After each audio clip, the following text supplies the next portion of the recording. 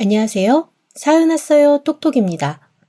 구독과 좋아요, 알림 설정 꼭 부탁드립니다. 그럼 오늘의 이야기 시작해 보겠습니다. 저는 정말 공부가 너무 싫었습니다. 학교 다닐 때도 공부가 너무 싫어서 학교만 간신히 다닐 뿐 학원은 몰래 도망가서 빼먹기 일쑤였습니다.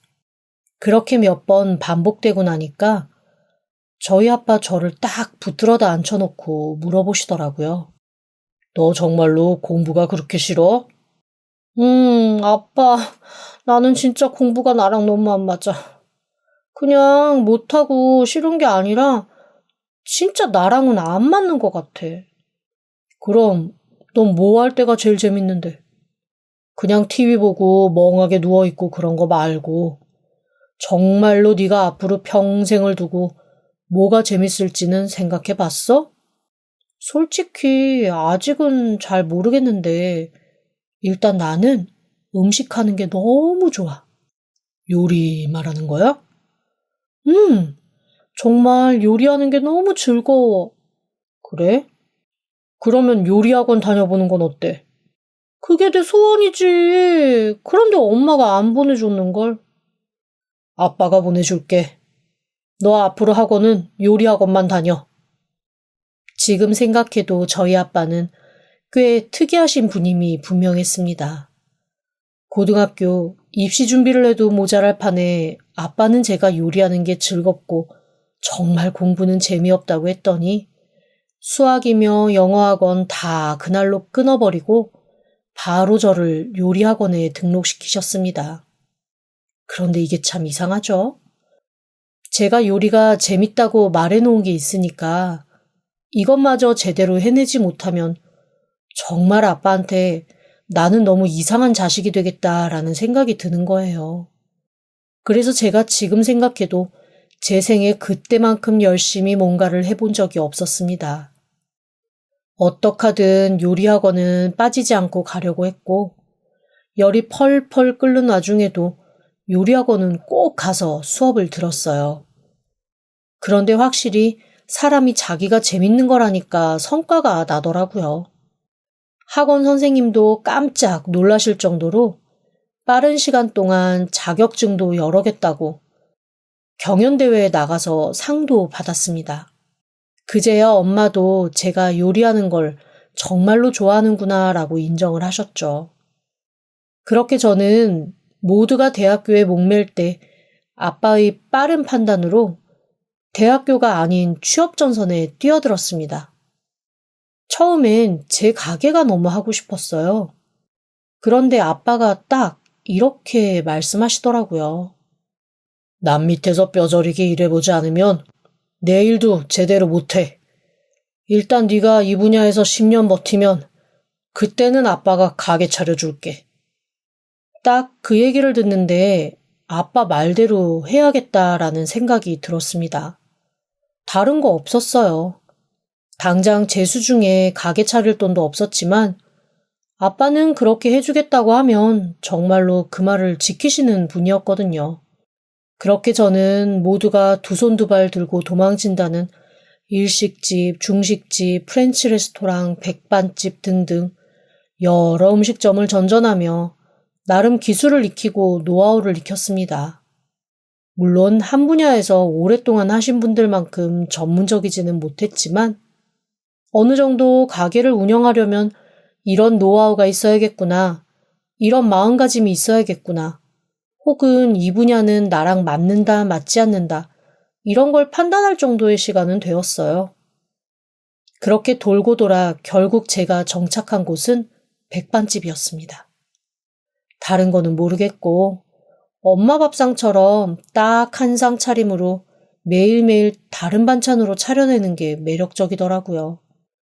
뛰어나고 훌륭한 요리 많지만 결국 돌고 돌아 제가 정착한 건 엄마 밥상이었던 셈이죠.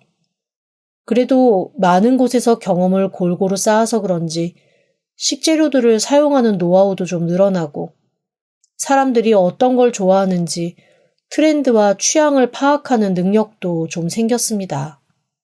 처음 1년은 저와 비슷한 생각을 하고 있는 사장님 가게에서 일을 하며 제 가게를 계속 구상하고 고민했죠.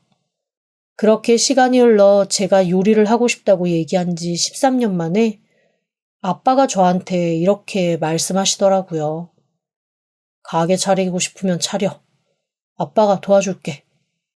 그 시간 동안 묵묵히 지켜보시면서 이제 제가 스스로 제 가게를 해도 되겠다는 생각을 하신 거죠. 덥석 받을까 싶기도 했지만 그건 또 선뜻 그렇게 안 되더라고요. 아빠가 갑부도 아니고 큰 돈을 버시는 분도 아니고 정말 평범한 회사원으로 알뜰살뜰 재테크하며 살아오신 분인데 엄마 아빠 노후 자금을 제가 홀랑 빼올 수는 없잖아요. 게다가 지금까지 일만 하고 살아서 솔직히 월급이 얼마가 들어오는지 적금이 얼마나 쌓였는지 신경도 못 쓰고 살았거든요. 굳이 아빠가 도와주지 않으셔도 충분히 제 힘으로 가게 하나 정도는 차릴 수 있을 것 같았습니다. 그렇게 가게를 차리고 났더니 세상에 지난 10년 바빴던 건 바빴던 것도 아니더라고요.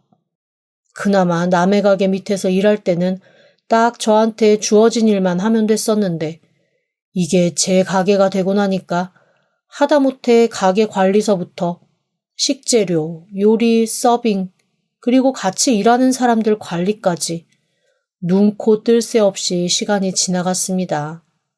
사실 가게가 조금 안정되고 나면 그때부터는 저도 제 인생을 좀 재미있게 즐기며 살 수 있겠거니라는 기대가 있었거든요. 하지만 그 기대는 가게 운영한 지 3년 만에 완전히 사라지고 말았어요. 이게 내가 내 가게를 한다는 건 그냥 내 시간과 인생을 고스란히 그 안에 갈아 넣어야 가능한 일이더라고요. 절대 자영업이라고 해서 내가 놀고 싶을 때 놀고 쉬고 싶을 때 쉴 수 있는 게 아니었습니다. 친구들이 너는 그래도 자영업이고 프리랜서니까 마음대로 시간을 낼 수 있지 않아? 라고 얘기할 때마다 제가 속으로 꾸덜꾸덜 투덜거리며 뭐라고 말했는 줄 아세요? 24시간 프리하지 않게 일해서 프리랜서다 였습니다. 그게 제가 정말로 제 삶에서 깨달은 바였습니다. 조금도 여유롭지 않았거든요. 그렇게 일에만 매달려 살다 보니 연애도 단 한 번 못한 채 시간이 흘렀습니다. 엄마는 그래도 결혼해서 내 가정 갖고 아이도 하나 낳고 그렇게 제가 살기를 원하셨지만 아빠는 또 의외로 평생 철 안 드는 게 남자인데 뭐하러 시집가냐고 하시더라고요. 남자 밥 챙기고 건사하면서 살지 말고 제 팔 제가 휘두르며 살라는 게 아빠 말이었습니다. 그냥 네 인생 네가 건사할 수 있으면 혼자 살아. 어차피 나중 되면 누구든 먼저 가고 그러면 결국 제일 마지막에 인생에서 가장 외로울 때 그때는 어쩔 수 없이 혼자야. 혼자서 즐겁게 살 수 있으면 그냥 혼자 살아. 나도 그렇게 생각은 하는데 그래도 아빠 손주 보고 싶고 그러지 않아? 있으면야 예뻐하겠지만 아직 생길 기미도 없는 애가 뭐 정이 간다고. 아무리 내리사랑이라지만 난 지금 내 눈앞에 있는 내 새끼가 더 중요해. 그리고 앞으로 세상에 굳이 애 낳아 키워 뭐하냐? 환경이며 뭐며 골머리 썩고 힘들 것만 남은 세상인데. 아빠, 너무 비관적인 거 아니야? 어쨌건 그게 아빠 진심인지 아닌지는 모르겠지만 그래도 아빠가 그렇게 말해주니까 일단 내 마음은 좀 편하네.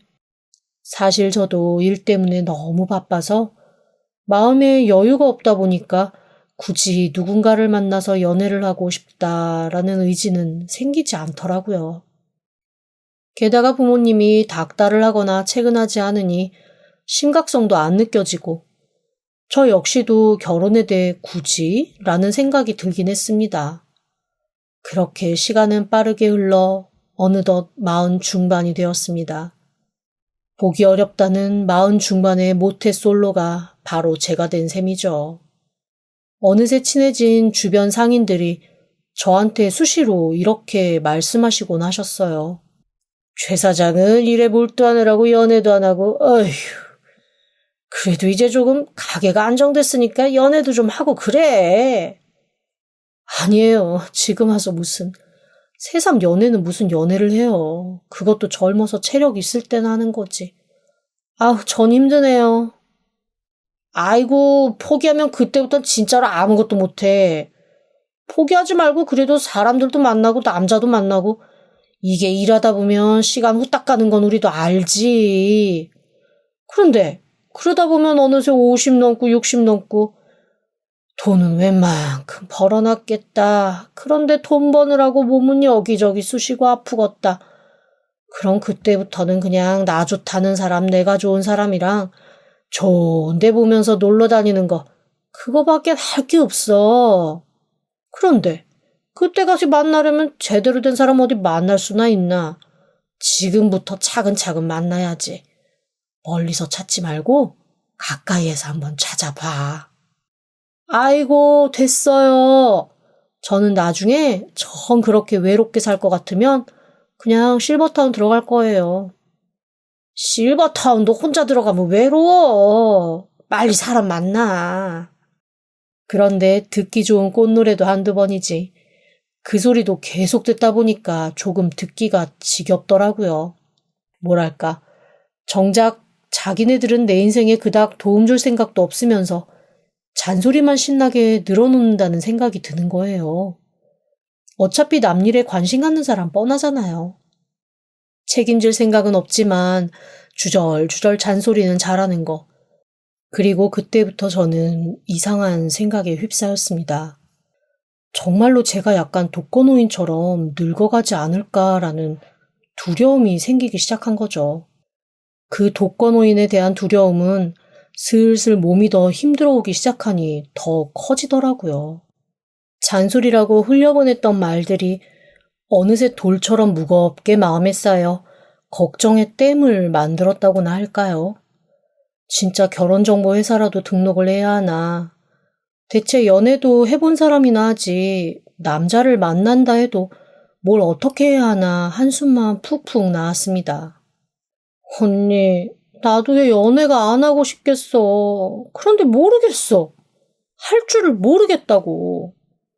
꾹꾹 쌓여있던 말을 터트린 건 저한테 또 왜 연애 안 하냐고 한마디 던진 옆가게 꽃집 언니한테였습니다.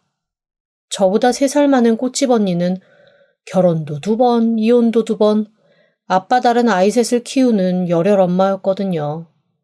지금도 서너 달에 한 번은 남자친구를 바꿔대며 신나게 즐기는 사람이었죠.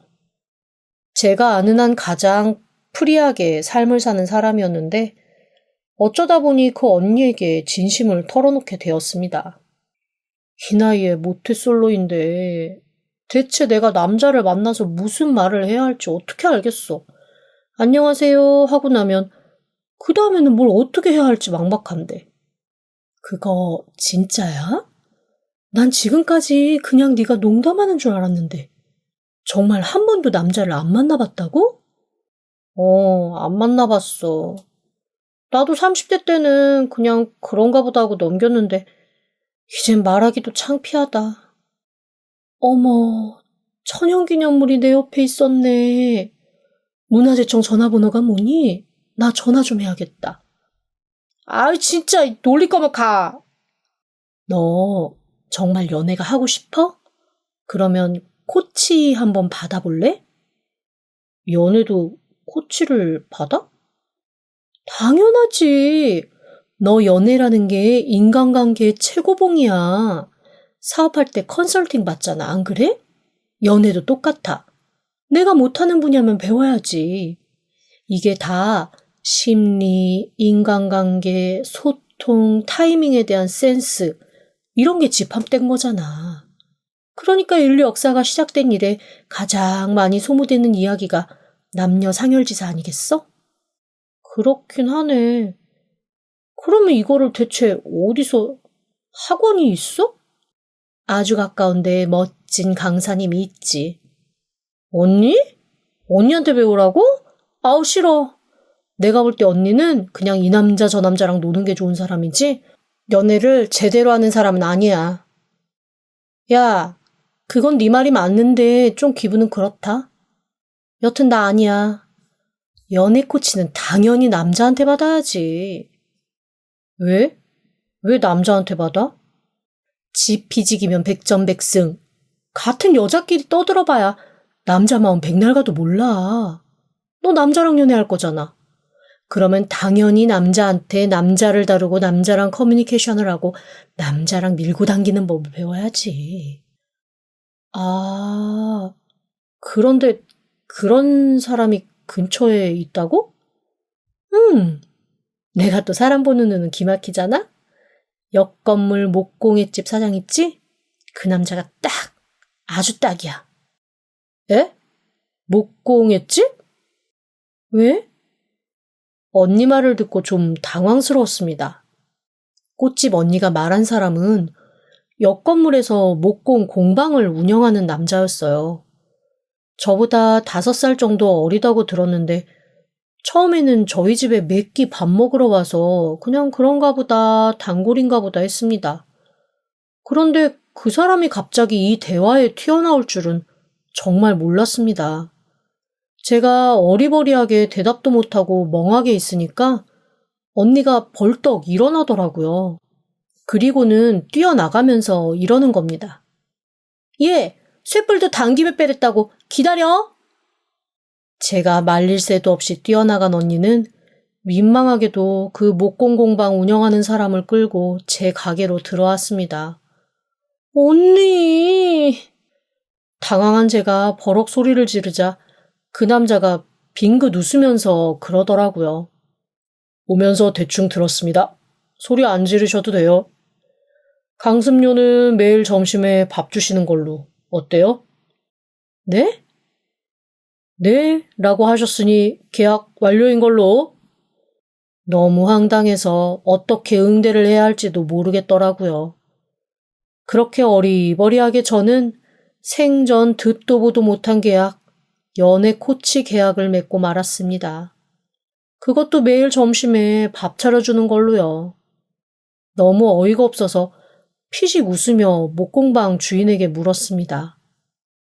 그런데 정작 가르치겠다고 하시는 그쪽은 연애를 많이 하고 잘했어요? 그런데 왜 지금까지 혼자예요? 일단 그 생각부터 버려야 해요. 왜 모든 연애의 마지막이 결혼이라고 생각해요? 연애는 그냥 서로 좋은 남자와 여자가 함께 같은 곳을 보면서 재미있는 시간을 공유하는 거예요. 꼭 결혼할 필요가 없다고. 연애한다고 다 결혼하면 이 세상 사람들 결혼 막 100번씩 했게요? 듣고 보니까 맞는 말이더라고요.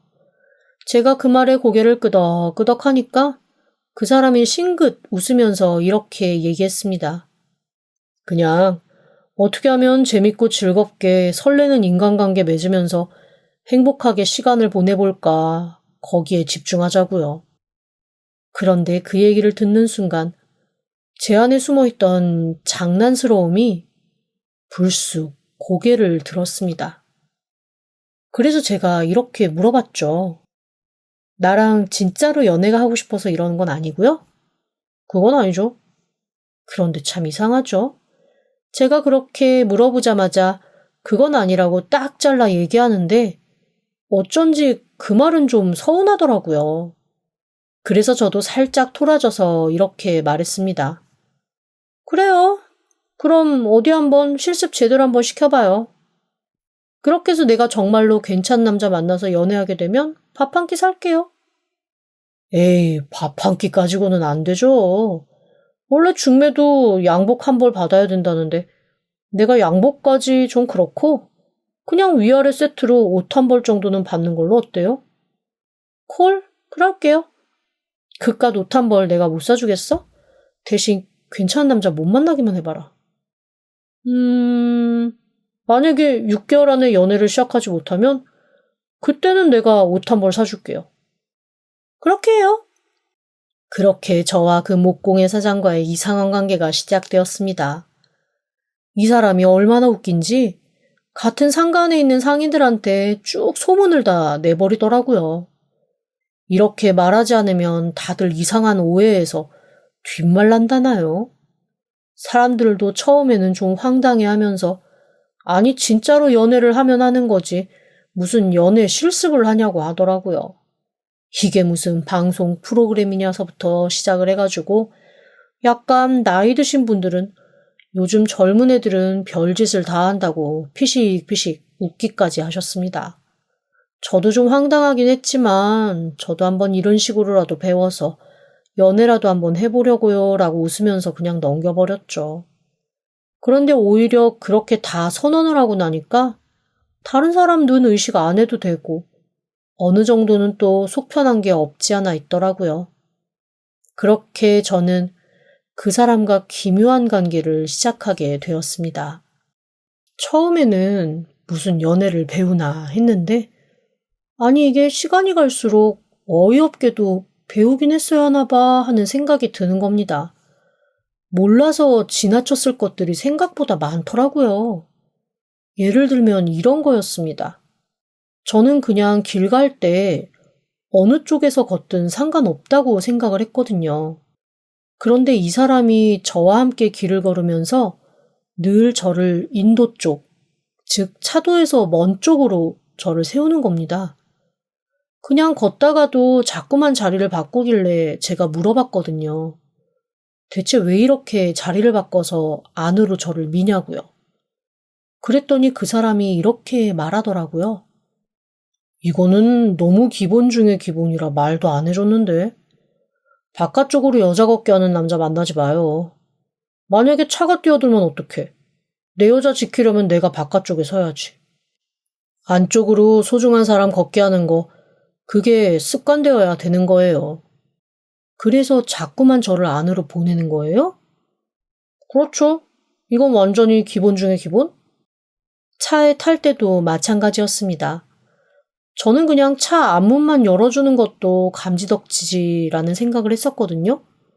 그런데 이 사람은 제가 차에 탈 때 앞문을 열어주면서 제 머리가 차에 부딪히지 않게 차를 손으로 슬쩍 막는 겁니다. 그거 되게 사소한 건데 은근히 설레는 포인트더라고요. 그래서 제가 또 물어봤죠. 이것도 매너예요? 그럼요. 여자들 치마 입고 차 타면 조심스럽게 앉아야 되잖아요. 그러면 가끔 이 문틀에다가 머리 부딪힐 수 있거든. 그거 가려줘야죠. 이런 걸 보면 정말 연애를 많이 해본 고수 같다는 생각이 들기도 했지만 참 이상한 게 그런 생활 속에서 할 수 있는 배려를 제외한 나머지는 뭔가 능수능란하다기보다는 몹시 어색한 부분이 없지 않아 있었습니다.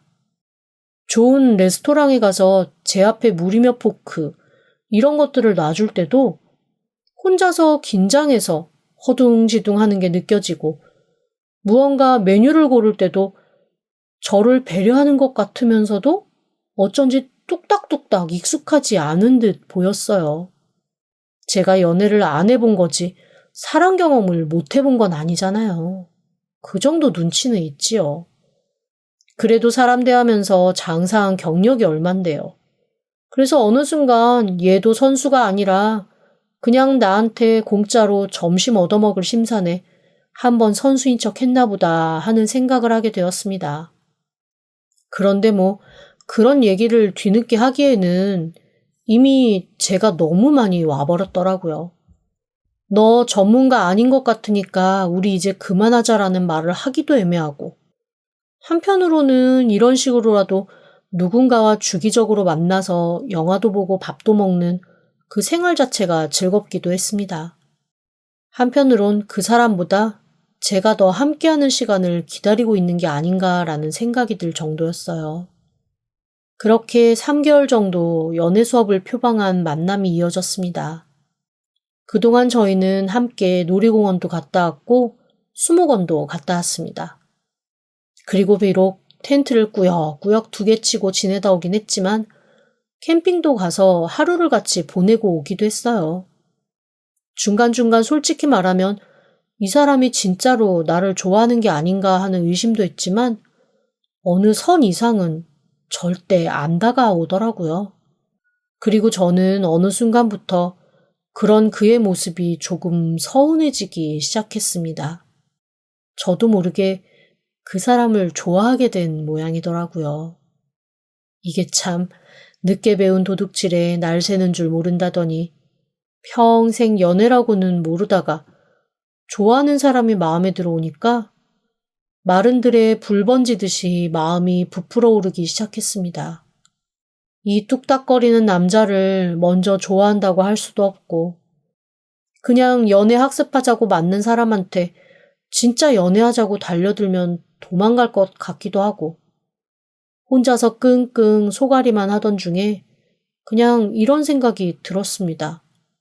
어차피 내 인생에 연애란 없고 삶이란 아빠가 하셨던 말처럼 끝에 가면 결국 혼자일 텐데 이쯤에서 이 모든 거를 그만두는 게 오히려 속 편하겠다는 생각이었어요. 그래서 큰맘 먹고 그에게 제가 먼저 만나자는 얘기를 했습니다. 지난 몇 개월 동안 늘 그가 계획을 잡고 그 사람이 약속을 먼저 잡았지 제가 만나자거나 어딜 가자거나 한 적이 없었거든요. 그 사람이 깜짝 놀라면서 영업이 모두 끝난 느지막한 시간에 저를 찾아왔습니다. 무슨 얘기를 하려고요? 되게 낯서네? 이렇게 먼저 보자고 하니까. 하긴 연애에서도 이런 식으로 한 번씩 여자가 주도권을 잡는 것도 나쁘지 않아요. 이거는 한 1, 2개월 더 지난 다음에 알려줄 스킬이었는데 예습한 것도 아니고 진도가 빠르네요. 아, 그래요? 그런데 저 사실은 그런 얘기 하려는 게 아니고요. 저희 이거 그만했으면 좋겠어요. 네? 그게 무슨 소리예요? 제가 그만하자는 말을 하자마자 그 사람이 얼굴이 하얗게 변했습니다. 좀 이상했어요. 어차피 가짜로 시작한 놀이 같은 연애인데 왜 새삼스레 이렇게 얼굴이 하얘지는지 알 수가 없더라고요. 어쨌건 말을 꺼냈으니 솔직하게 말해야겠다라는 생각이 들었습니다. 다른 게 아니고 저 이거 어느 순간부터 좀 불편해졌어요. 뭐가요? 제가 뭔가를 불편하게 했나요? 아니요. 그냥 제가 불편해요. 왜 그런데요? 내가 뭘 잘못했는데요? 그는 거의 울 것 같은 얼굴이었습니다. 뭔가 얘기도 분위기도 이상하게 돌아가더라고요. 그 사람이 자꾸만 자기가 뭘 잘못해서 그러냐고 물어보니까 네가 잘못한 게 아니다라는 얘기를 어떻게 해줘야 될지 난감했습니다. 그 얘기를 똑바로 하려면 결국 제 진심을 말해주는 수밖에 없더라고요. 웃지 말아요. 솔직하게 말해줄 테니까. 안 웃어요. 지금 웃을 타이밍 아닌 거 나도 알아요. 저 진짜로 뭔가 감정이 생기는 것 같아요. 그래서 더 이상 이렇게 장난처럼 못하겠어요. 이쯤에서 그만두는 게 좋을 것 같아요. 저는 솔직히 제가 이 얘기를 하면서도 그 사람이 너무나 황당해하고 당황할 게 눈에 보여서 다시는 못 볼 생각, 그리고 정말 극한 경우에 제가 이 가게를 내놓고 다른 데로 가야 될 수도 있다는 생각까지 하면서 큰 마음 먹고 얘기를 한 거였습니다. 그런데 갑자기 그 사람이 벌떡 일어나서 저한테 다가오더니 제 손을 덥석 잡고 이러는 게 아니겠어요? 그 얘기를 지금 나한테 이렇게 하면 어떡해요? 그러면 내가 뭐가 돼요? 네? 그게 무슨 소리예요? 뭐가 되냐니요? 지금 무슨 얘기하는 거예요? 내가 어떤 계획을 세워서 어떤 작전을 가지고 이날 이때까지 왔는데 그렇게 말해버리면 나 너무 황당하잖아요. 그게 무슨 소리예요? 당황한 저에게 그가 해준 말은 참 웃어야 할지 울어야 할지 모를 말이었습니다. 세상에, 그 사람 연애 고수가 아니었더라고요. 오히려 저랑 크게 다를 바가 없는 완전 연애 초보, 모태 솔로남이었습니다.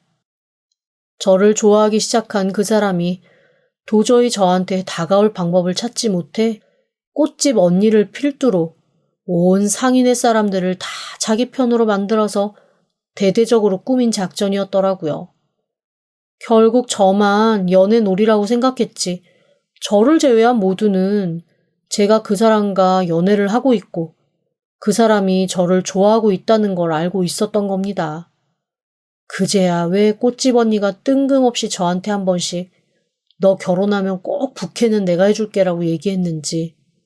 제가 가게 일로 바빠 둥당거릴 때 평소 제 가게가 바쁜지 안 바쁜지 관심도 없던 슈퍼 아주머니가 한 번씩 가서 일 도와줄 테니까 얼른 끝내고 집에 가라고 부엌에 굳이 들어가서 파와 마늘과 물을 다듬어 주셨는지 그때야 비로소 그 이유를 알게 되었습니다. 온 마을이 합심하여 애를 키우는 것도 아니고 온 마을이 합심하여 제 연애를 응원했던 거였어요. 그제야 모든 걸 알게 된 제가 너무나 황당하고 어이가 없어서 배를 잡고 웃기 시작했습니다. 그 사람이 저한테 진지하게 얘기하더라고요. 저를 짝사랑한 지 1년이 넘었대요. 그런데 도저히 저한테 다가올 방법이 없어서 꽃집 누님에게 SOS를 청했다며 지금까지 즐겁게 연애했으니 앞으로는 진짜 더 즐겁게 연애하자고 그렇게 말을 했습니다. 황당하고 어이없었지만 이미 어쩌겠어요. 제가 그 사람을 좋아하고 있다고 고백해버린 마당에 네가 날 속였으니 이 연애는 없던 걸로 하자. 이렇게 말할 수가 없잖아요. 그렇게 저와 그는 연애 놀이인 것처럼 시작해 진짜 연애를 시작하게 되었습니다. 다들 우리가 연애하고 있었다는 걸 알았으니 새삼스러울 거 없다는 듯이 반응해 주셨어요. 그리고 더 늦기 전에 그냥 빨리 날이나 잡으라고 퇴근하시더라고요. 안 그래도 올해가 가기 전에 그와 함께 하려고 합니다. 6개월 이내에 남자친구가 생기면 제가 옷을 해주겠다는 약속을 했잖아요. 그 사람이 저한테 옷 사달라고 하더라고요. 뭐 조금 억울하기도 하지만 남자친구한테 예쁜 옷 한 벌 정도 해줄 수 있으니까 기꺼이 한 벌 해주려고 합니다. 어쩌다 보니 뒤늦게 연애를 배우려고 하다가 연애를 하게 됐네요. 이렇게 좋은 걸 지금까지 왜 안 했나 모르겠어요. 지금까지 들어주셔서 감사합니다. 구독과 좋아요, 알림 설정은 사연 왔어요 톡톡에게 큰 힘이 됩니다. 지금 바로 구독 부탁드립니다. 그럼 다음 사연으로 또 찾아오겠습니다. 감사합니다.